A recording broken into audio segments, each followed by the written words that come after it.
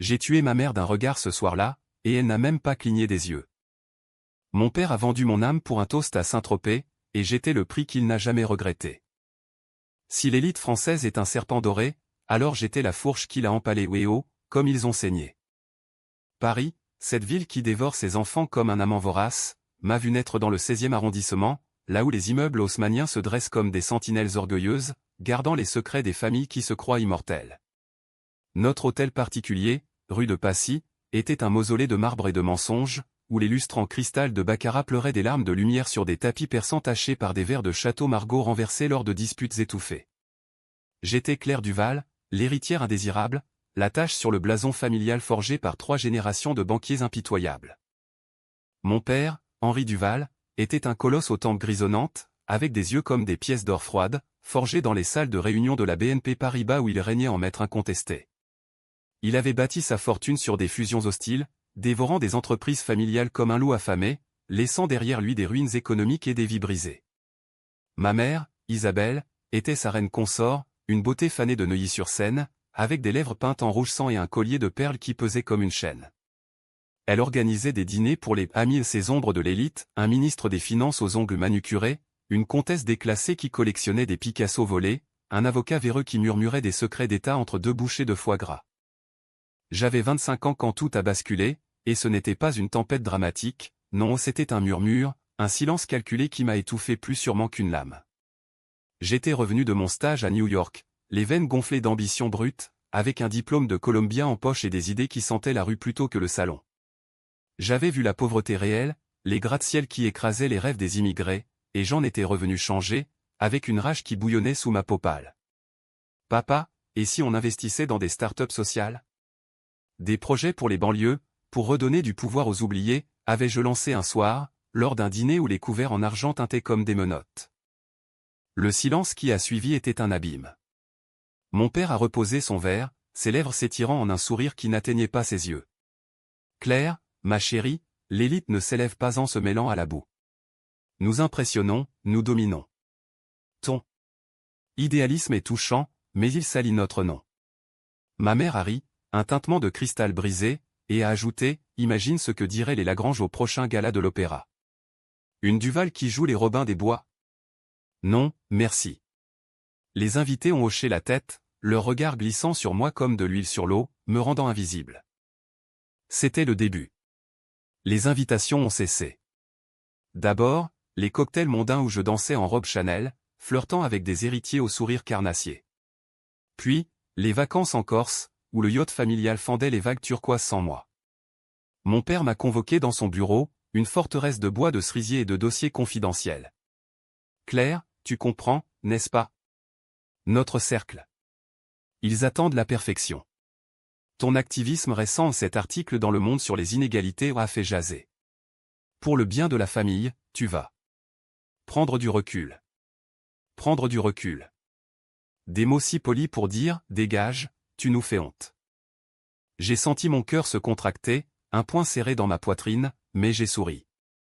Du recul ? Comme un exil doré, papa ?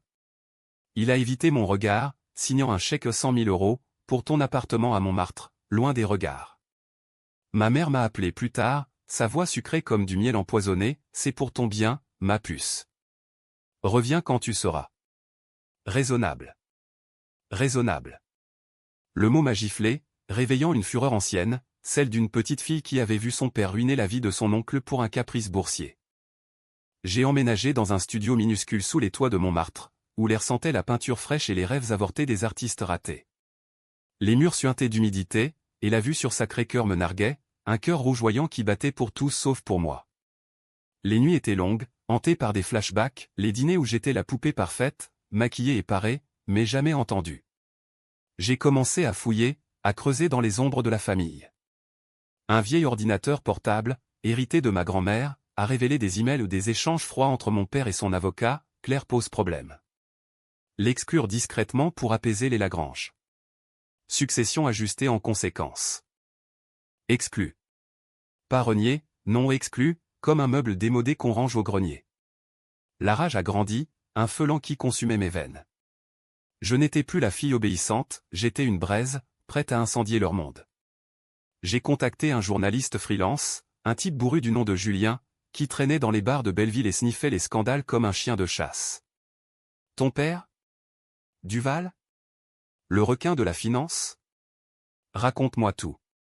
J'ai déversé les fusions truquées, les pots de vin aux politiciens, les comptes offshore aux Caïmans où l'argent familial se gorgeait de sang invisible. Mais ce n'était que le début. La vraie vengeance naît dans l'intimité brisée, quand on voit les fissures dans l'armure de ceux qu'on aimait. J'ai appris que mon exclusion n'était pas personnelle, c'était stratégique. Les Lagrange, ces parasites aristocratiques, avaient menacé de rompre une alliance matrimoniale, leur fils, un minable aux dettes de jeu, devait épouser ma cousine pour sceller un partenariat bancaire. Mon idéalisme risquait de tout faire capoter. Impressionner leur cercle, avait écrit mon père dans un email. Impressionné. À quel prix? Le mien. Les jours suivants, j'ai marché dans les rues de Paris, la ville qui m'avait trahi autant que ma famille. Les boulevards Haussmann, avec leurs vitrines quartiers qui scintillaient comme des mensonges, me donnaient la nausée. J'ai croisé des mendiants sous les ponts, leurs yeux creux me renvoyant mon propre vide. La psychologie de l'exclusion est une lame à double tranchant, elle te dépouille, te laisse nu, mais dans cette nudité, tu trouves une force primale, une clarté impitoyable. J'ai décidé, je ne les détruirai pas par la force brute, non, je les briserai de l'intérieur, en exposant leurs rêves pourris, en les forçant à avaler leur propre venin. Mon premier coup a été subtil, un murmure dans l'oreille de Julien. Un article anonyme dans Mediapart, les Duval, derrière les dorures, un empire bâti sur des os.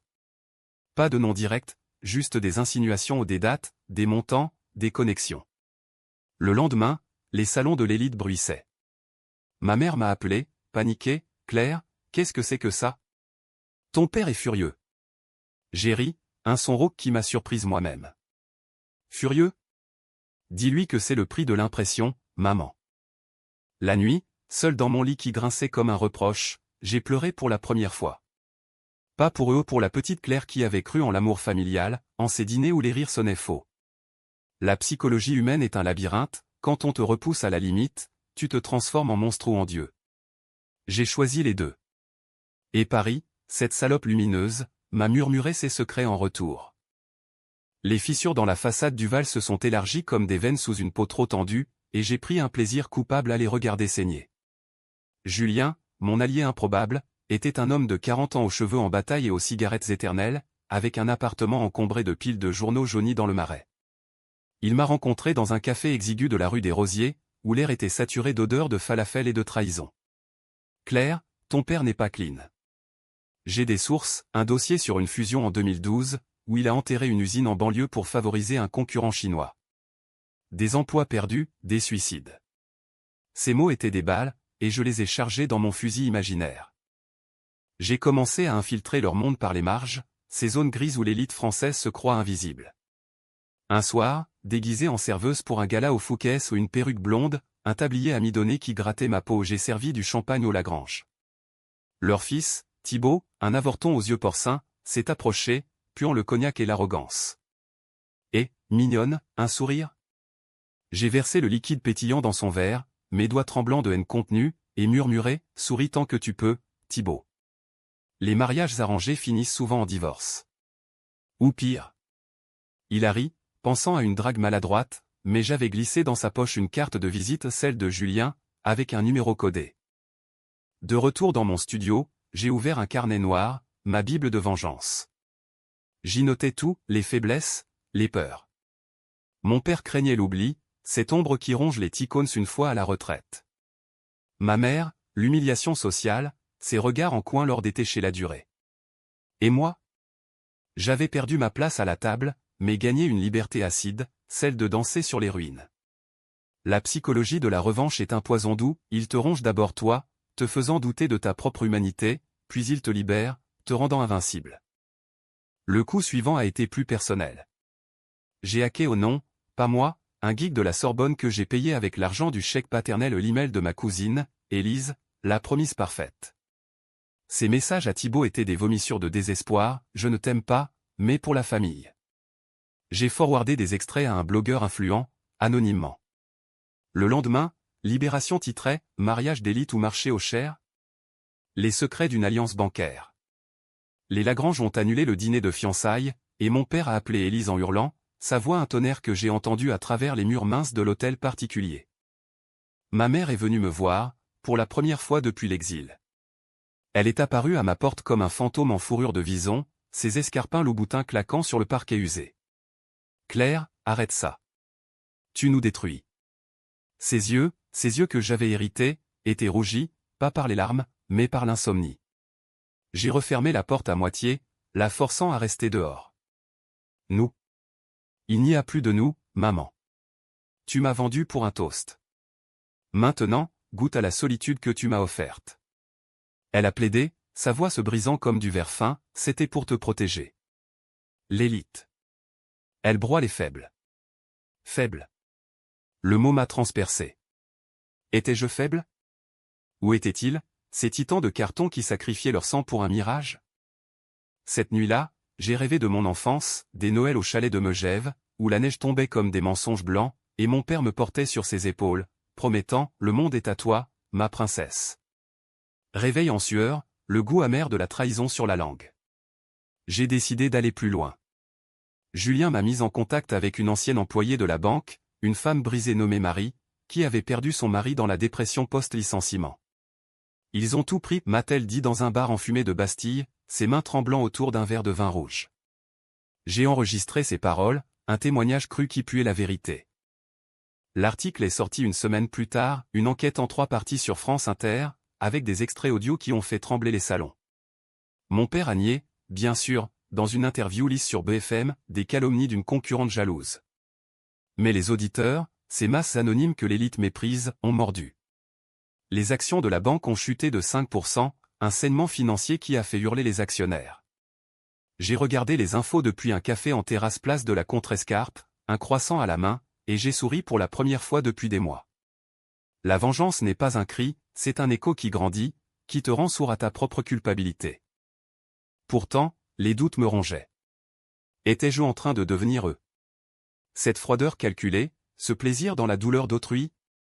La psychologie humaine est traîtresse, à la limite, on se perd dans le miroir de l'ennemi. J'ai commencé à sortir, à me lier à des gens réels, un street artiste de Belleville qui peignait des murales sur les murs de béton, une libraire juive qui me prêtait des romans de Modiano sur l'oubli. Ils m'ont montré une Paris vivante, pas la vitrine stérile de mon passé. Et dans ces nuits volées, j'ai entrevu mes propres rêves, pas la fortune, mais l'impact, une voix qui ne se tait pas. Mais la famille contre-attaquait. Un avocat m'a sommé, cesser le harcèlement, ou poursuite pour diffamation. J'ai ri dans le combiné. Harcèlement? Dites à papa que c'est de la justice poétique. Le jeu s'intensifiait, et Paris, avec ses avenues larges comme des artères, pulsait au rythme de ma rage. La descente a commencé par un appel anonyme, une voix déformée qui susurrait dans mon oreille comme un vent froid de la Seine, « Arrête, Claire, ou on te brise pour de bon ». C'était minuit, et je venais de poster un thread sur Twitter ou X, comme il l'appelle maintenant, détaillant les liens de mon père avec un scandale immobilier à Lisbonne, où des familles portugaises avaient été évincées pour un resort de luxe. Les likes affluaient, des milliers de voix invisibles qui me portaient, mais ce coup de fil m'a glacé. Était-ce mon frère, Antoine, ce lâche au costume sur mesure qui avait toujours été le chouchou? Ou inspire des Lagrange? J'ai renforcé mes défenses, un verrou supplémentaire sur la porte, un spray au poivre dans mon sac, et des nuits blanches à surveiller les ombres dans les rues pavées de Montmartre. La psychologie de la traque est un vertige, elle te fait douter de chaque passant, transforme les amis en suspects. Julien m'a mis en garde lors d'une rencontre clandestine au Père-Lachaise, parmi les tombes de Proust et de Morrison. Il joue sale maintenant. J'ai entendu des rumeurs, ton père engage un détective privé. Un détective. L'idée m'a fait rire, un son hystérique qui a effrayé les corbeaux perchés sur les croix. Pourtant, la peur s'insinuait, un ver dans mon ventre qui me réveillait en sursaut. J'ai fouillé plus profond, utilisant des contacts sombres du dark web, un forum où des whistleblowers échangeaient des dossiers chiffrés. J'y ai trouvé l'or noir, des preuves d'évasion fiscale massive, des millions détournés vers des trusts suisses au nom de ma mère. Isabelle Duval, la sainte patronne des galas caritatifs, finançait ses bijoux avec de l'argent sale. J'ai compilé le tout dans un dossier PDF anonyme, envoyé à un procureur de Nanterre connu pour sa haine des élites. Le backlash a été immédiat. Les journaux People au Paris Match, Closer ont lancé la contre-attaque, la fille prodigue des Duval, vengeance amère ou crise existentielle. Des photos de moi, volé lors d'une manif pour les Gilets jaunes, avec des légendes, de l'héritière à l'activiste radicale. Ma mère m'a bombardé de SMS, tu nous humilies. Reviens, on peut arranger ça en famille. En famille. Le mot me brûlait comme de l'acide. J'ai répondu par une seule ligne, la famille, c'est ce que vous m'avez appris, trahir pour survivre. Antoine est venu en personne, un soir pluvieux où Paris se noyait sous des trompes d'eau, les gouttes martelant les vitres comme des accusations. Il était trempé, son pardessus Burberry collé à son corps maigre, ses yeux rougis par quelque chose qui ressemblait à de la peur. Claire, s'il te plaît. Papa fait une dépression. Les actionnaires le lâchent, et maman. Elle boit. Boit. L'image de ma mère, cette icône de grâce, effondrée sur un canapé de velours avec une bouteille de vodka, m'a transpercé. Était-ce de la pitié que je sentais? Ou du triomphe? Il s'est assis sur mon lit défoncé, le studio paraissant encore plus misérable sous son regard. Pourquoi? On t'aime, tu sais. C'était juste. Pour le cercle. Les Lagrange, ils sont puissants. Puissants. J'ai éclaté, puissants? Ils sont des parasites, Antoine. Et toi, tu les laisses me sacrifier pour un mariage bidon? Il a baissé la tête, murmurant, j'ai essayé de t'aider. J'ai supprimé des emails, mais... Le mot des lâches. J'ai sorti mon téléphone, lui montrant le dossier suisse. Aide-moi vraiment. Testifie contre eux, ou je te noie avec. Ses yeux se sont écarquillés, un mélange de terreur et de révélation. La loyauté familiale est une illusion fragile, quand on la brise, les éclats coupent profond. Les jours suivants ont été un tourbillon. Le procureur a ouvert une enquête préliminaire, et les médias ont festoyé, scandale Duval, l'empire familial vacille-t-il? Mon père a fait une apparition publique au salon de l'agriculture, serrant des mains de fermiers qu'il avait ruinés indirectement, son sourire figé comme un masque de cire. J'ai regardé l'interview en direct, caché dans un cybercafé de la rue Oberkampf, entouré d'étudiants qui tapaient furieusement sur leur clavier. Tout va bien, mentait-il, sa voix craquelant comme de la glace fine. Je savais que c'était faux, j'avais vu les rapports médicaux, piratés par mon geek, crise d'angoisse, pilules avalées à la pelle. Ma propre descente était plus insidieuse. Les nuits se peuplaient de cauchemars où je revivais l'exclusion, un dîner spectral où les invités me passaient à travers, leurs rires spectraux me glaçant les os. La psychologie de la limite est un feu qui consume, tu gagnes en clarté, mais perds en empathie. J'ai commencé à voir un thérapeute, un vieux juif ashkénaze de la rue des Écoles, qui m'écoutait sans juger. La vengeance est un boomerang, Claire. Elle te reviendra. Je hochais la tête, mais mon cœur hurlait, pas avant qu'il saigne. Puis, le coup de grâce temporaire, j'ai organisé une manif devant l'hôtel particulier. Une petite foule où des activistes de banlieue, des chômeurs, Marie en tête avec des pancartes, Duval vole les rêves. Les flashs des paparazzi ont illuminé la nuit comme des éclairs. Ma mère est sortie sur le perron, pâle comme un spectre, criant « Allez-vous-en ! C'est ma maison !» J'étais au milieu de la foule, encapuchonné, et nos regards se sont croisés. Dans ses yeux, j'ai vu non de la haine, mais un abîme de regret. « Claire » a-t-elle murmuré. J'ai tourné les talons, le cœur battant, sachant que j'avais fissuré non pas leur empire, mais leur âme. Paris, indifférente, continuait son ballet, les touristes riant sous la tour Eiffel, les amants s'embrassant sur les quais. Mais pour moi, la ville était un échiquier, et j'avançais mes pions avec une précision chirurgicale. Le point de non-retour est arrivé un mardi de mai, quand les cerisiers du Luxembourg fleurissaient en un mensonge rose, masquant la pourriture sous la surface. L'enquête du procureur avait pris de l'ampleur, perquisition à l'hôtel particulier, des agents en civil fouillant les tiroirs de mon père comme des chirurgiens disséquant un cadavre. J'ai vu les images aux infos, depuis un loft temporaire à la Villette que Julien m'avait prêté, un espace industriel aux murs de briques nues, où l'écho de mes pas résonnait comme un jugement. Mon père, menotté? Non, pas encore, mais son visage, ce masque impénétrable, s'était craquelé en direct, lèvres tremblantes, yeux fuyant la caméra. Antoine m'a trahi ou sauvé, selon le point de vue. Il a craqué sous la pression, témoignant en secret, oui, les comptes offshore. C'était pour protéger l'héritage. L'héritage. Le mot me faisait vomir. J'ai reçu son appel à 3 heures du matin, Claire, j'ai tout dit. Ils vont tomber. Mais toi. Sauve-toi. sauve-toi. Comme si j'étais la criminelle. La rage m'a submergé, un raz-de-marée qui m'a laissé pantelante sur le sol froid. Étais-je allé trop loin? La psychologie du vengeur est un paradoxe, tu libères les opprimés, mais t'enchaînes à leur bourreau. Ma mère a tenté le coup désespéré, une lettre manuscrite, glissée sous la porte du loft, son encre tremblante comme ses mains. Ma fille chérie, je t'ai toujours aimée. C'était une erreur, un monde cruel qui nous force à choisir. Reviens, pardonne. Ton père. Il n'est plus le même. Aimer. Le mot flottait comme un spectre. J'ai brûlé la lettre dans l'évier, regardant les flammes lécher le papier, les mots se tordant en cendres noires. Pardonne?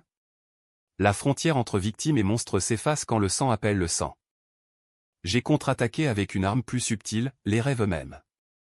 Mon père avait un fantasme ultime à acquérir le controlling stake dans une banque rivale, un coup qui le couronnerait roi de la finance française. J'avais les preuves, des emails internes que mon geek avait exhumés, montrant des manipulations de marché. Je les ai vendus au non pour de l'argent, mais pour du chaos à un hedge fund américain hostile.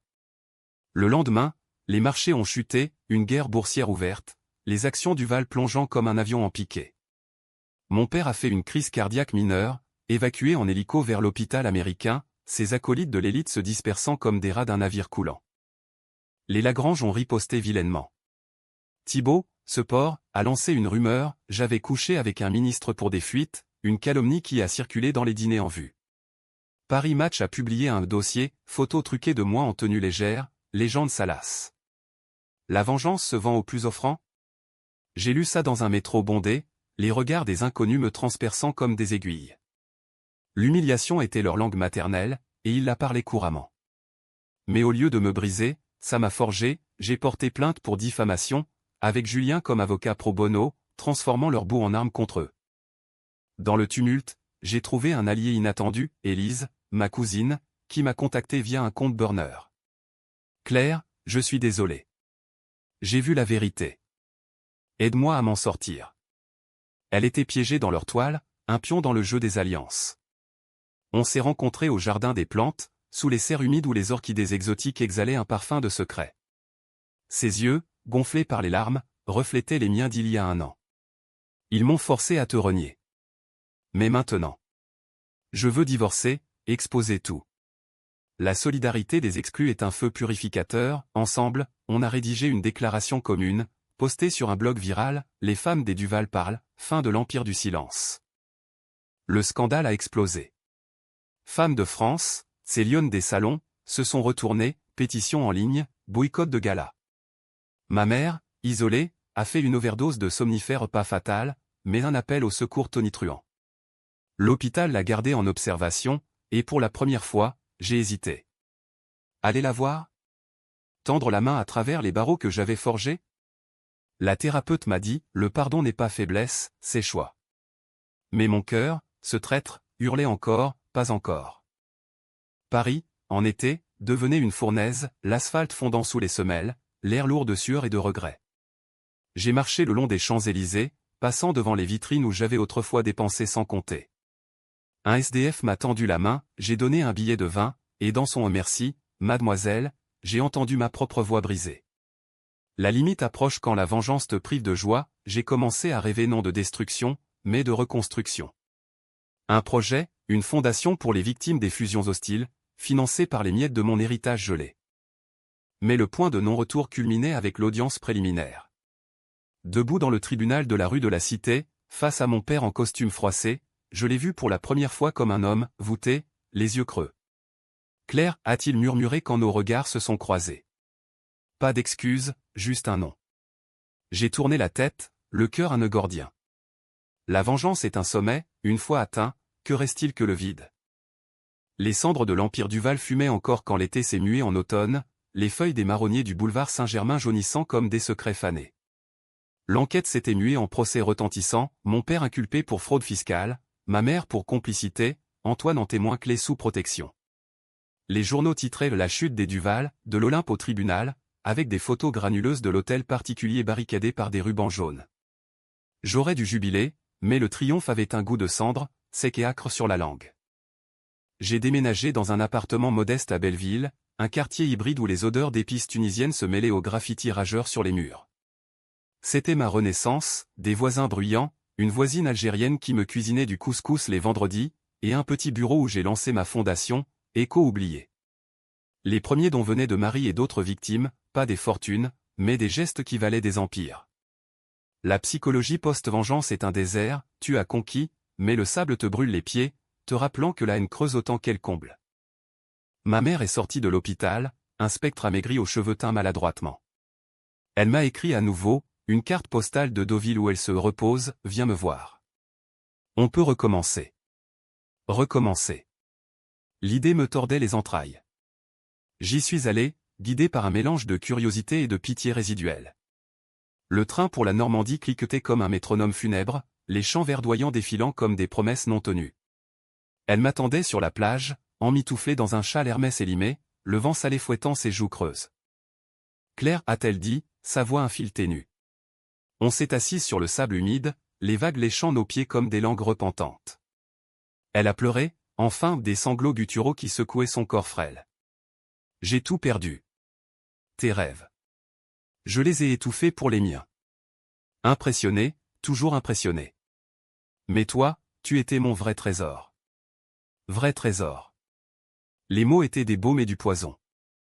J'ai écouté, la gorge nouée, tandis qu'elle confessait, les nuits solitaires, les disputes avec mon père où elle le suppliait de me garder, mais cédait pour la paix du cercle. La limite, ma chérie. On l'atteint tous. J'ai choisi mal. Pour la première fois, j'ai vu l'humaine derrière la reine, une femme piégée par son éducation, par un mariage qui n'était qu'une transaction. La pitié m'a envahi, un raz-de-marée doux qui noyait la rage. Maman, le pardon. Ce n'est pas gratuit. Elle a hoché la tête, essuyant ses larmes du dos de la main. Je sais. Laisse-moi aider ta fondation. C'est tout ce que j'ai. Aider. Le geste était minuscule, mais il a fissuré mon armure. On est rentré à Paris ensemble, un voyage silencieux où les non-dits pesaient comme des valises. Mon père, lui, résistait encore. Libéré sous caution, il m'a convoqué dans un café anonyme du 11e, un lieu sans lustre ni serveurs obséquieux. Il était vieilli, des rides nouvelles creusant son front comme des tranchées de guerre. Tu as gagné, Claire. L'Empire est en ruine. Sa voix était rauque, dépouillée de l'arrogance. J'ai attendu, le cœur battant. Mais dis-moi. Pourquoi? Pour l'argent? La gloire? J'ai ri, un son amer. Non, papa. Pour que tu ressentes ce que j'ai senti, l'invisibilité, le rejet. Ton cercle t'a abandonné, maintenant, tu sais ce que c'est d'être seul. Il a baissé les yeux, ses mains qui avaient signé des ruines tremblant autour d'une tasse de café noir. J'ai cru que c'était pour te protéger. L'élite. Elle exige le sacrifice. Sacrifice. Le mot nous liait, une chaîne rouillée. Il a proposé une trêve, témoigné contre les Lagrange en échange d'un rôle dans la fondation. J'ai accepté, non par amour, mais par pragmatisme. La vengeance achevée laisse place à la justice, froide et logique. Antoine et Élise se sont joints à nous, une famille recomposée dans les cendres. On a vendu l'hôtel particulier à un adieu aux fantômes et les fonds ont financé les premiers projets, des formations pour chômeurs de banlieue, des microcrédits pour start-up sociales. Paris, en automne, revêtait ses couleurs chaudes, les feuilles mortes crissant sous les pas, l'air vif comme un nouveau départ. J'ai croisé Thibaut par hasard, dans un bar de Pigalle, il était avachi, ivre, son alliance ratée tatouée sur son égo. Salope, a-t-il craché. J'ai souri, non, survivante. Les nuits étaient plus douces maintenant, hantées non par la rage, mais par des visions d'avenir. La limite franchie t'apprend que l'humain est fragile, on brise, on reconstruit, on pardonne à demi. Ma fondation grandissait, et avec elle, mes rêves pas dorés, mais solides, ancrés dans la boue réelle de la vie. Les nouveaux rêves ont fleuri comme des coquelicots dans les ruines, tenaces et rouges de vie. Hiver enveloppait Paris d'un manteau de givre, les lumières de Noël scintillant sur les Champs-Élysées comme des excuses tardives, mais pour moi, c'était une saison de renaissance. La fondation Écho oubliée avait pris son envol, notre premier gala, non dans un palace, mais dans une salle des fêtes de la mairie du 20e, avec des dons crowdsourcés et des témoignages crus de ceux que les Duval avaient oubliés. J'y ai parlé, micro en main, ma voix ferme comme l'acier, la vraie élite n'impressionne pas, elle élève. Ma mère était là, en tailleur simple, sans perles ni fourrure, servant du vin bio aux invités ou des militants, des artistes, des ouvriers reconvertis. Elle avait vendu ses bijoux, canalisant les procès vers nos projets, un acte de pénitence silencieux. Je me rachète, m'avait-elle dit un soir, dans la cuisine exiguë de Belleville, où l'odeur de tagine mijotait. Pas pour toi, mais pour moi. La psychologie du repentir est un lent démantèlement, couche après couche, on se dépouille des masques jusqu'à l'os nu de la vérité. Mon père, assigné à résidence en attendant le verdict, m'écrivait des lettres hebdomadaires depuis son appartement vide de Neuilly. Pas des excuses grandiloquentes, mais des réflexions crues, j'ai vu un ouvrier aujourd'hui, un de ceux que j'ai licenciés. Ses yeux. Comme les tiens quand tu es parti. Il collaborait avec les autorités, démantelant son propre empire pour alléger sa peine. Antoine gérait les détails légaux, Élise formait nos équipes en communication et une famille fracturée, mais recollée avec de la résine brute, imparfaite.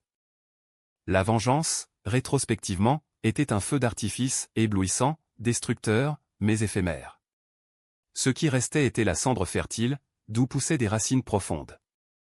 J'ai rencontré quelqu'un, pas un héritier, mais Lucas, un documentariste aux mains calleuses qui filmait les invisibles de la banlieue.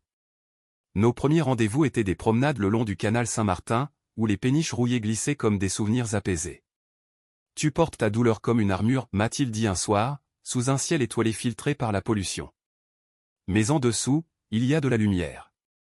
Lumière. Le mot m'a fait pleurer, des larmes chaudes qui lavaient les dernières scories.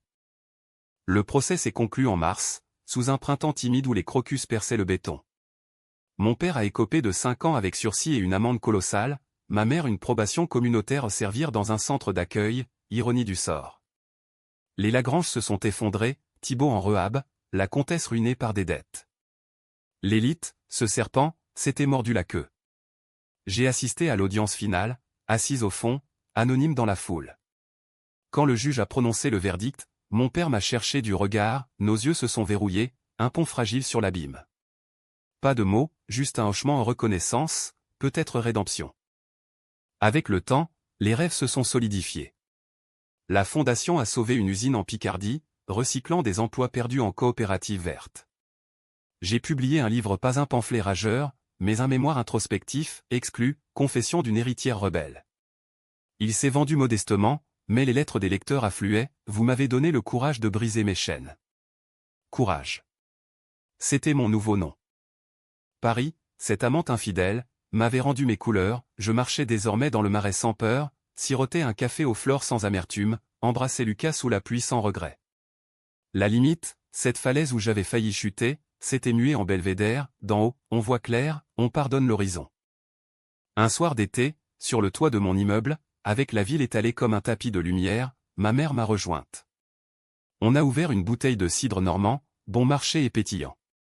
À nous, a-t-elle toasté, ses yeux brillants. À ce qu'on a reconstruit. J'ai trinqué, le verre froid contre mes lèvres. La famille n'était plus un piège, mais un choix imparfait, mais mien. Et dans ce moment, j'ai su, j'avais brisé leur rêve pour en tisser de plus vrai. La vengeance n'était que le prologue, la vie, le vrai drame.